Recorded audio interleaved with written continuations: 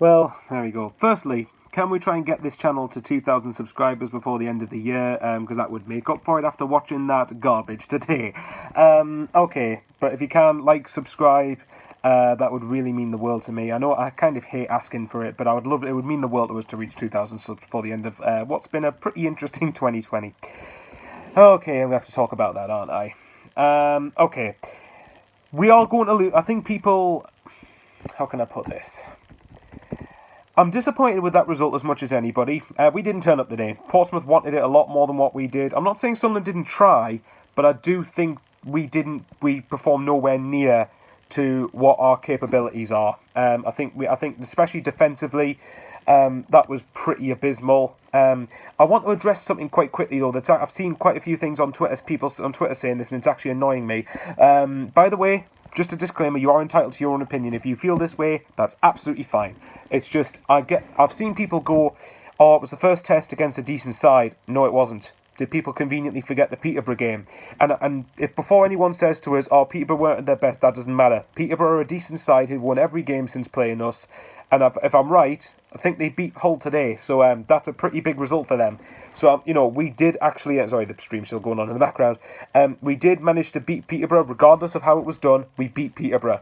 So we were always going to lose a game at some point. And I knew we were going to concede goals from open play.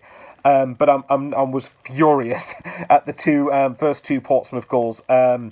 And like I said, make no mistake about it, fair play. Any Pompey fans who are watching this, well done. You fully deserve the 3 points. Your game plan was pretty spot on. You got in our faces, and my annoyance with the performance, especially the first half, because the first half we definitely didn't want it. I would even go as far as say to an extent we didn't try as much in the first half, but not completely. But it felt that way in some respects because conceding once, okay, I was thinking, right, you've responded, you've got you back to 1-1, fair enough.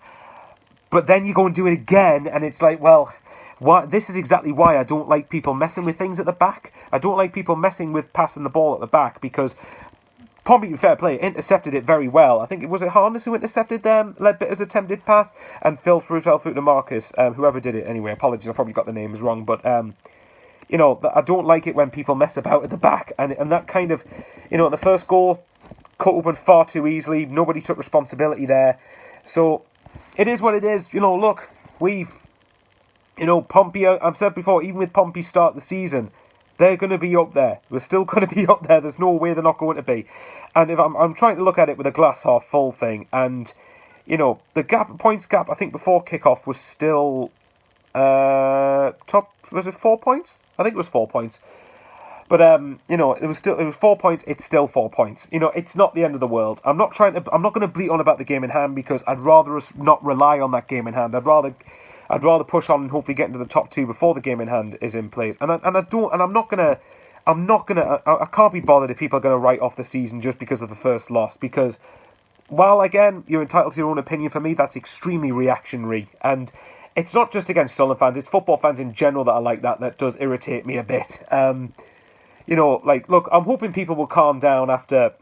I'm hoping people will, calm down a bit after this has happened. After the dust is settled on this game, we'll wait and see what happens. Like I said, Pompey, they just wanted it more than we did. And Pompey did deserve the win. I'm not going to beat any way about that. Pompey played a lot better than we did. Second half could argue was a bit even though, obviously the penalty just kind of wrecked any half chance we had of getting anything out of the game. First half, Pompey were by miles the better side, by miles. And, I'm hoping this acts as a wake-up call. For me, while we've lost today and I am very, very disappointed, I'm pretty angry with how we performed defensively. This is how we react to this is crucial. The good thing is here, you've only got a couple of days to wait for the next game, which is Rochdale away on Tuesday night. Got to beat them. Simple as that. You've got to beat them, and to be honest, you've got to beat Gillingham as well. I think the next 3 games, I think you've got to get a minimum of 7 points, if not 9. And I know Ipswich are up. Ipswich have lost their last 2, but they'll be up there as well. So I've rambled on enough. Catch us tomorrow night on SAFC Fan TV for the Sunday Bunch, and I'm sure that's going to be very interesting because it'll get views up, I'm sure.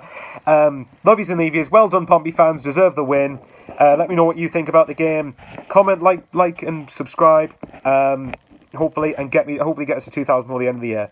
Take care, guys, and I won't be watching the game on Tuesdays. I'll be at work, but I might do a reaction after the game, just like kind of assessing the result and what it means and so on. I'll try and get something out of it. But take care, guys, and I'll see you if not on Tuesday, next Saturday.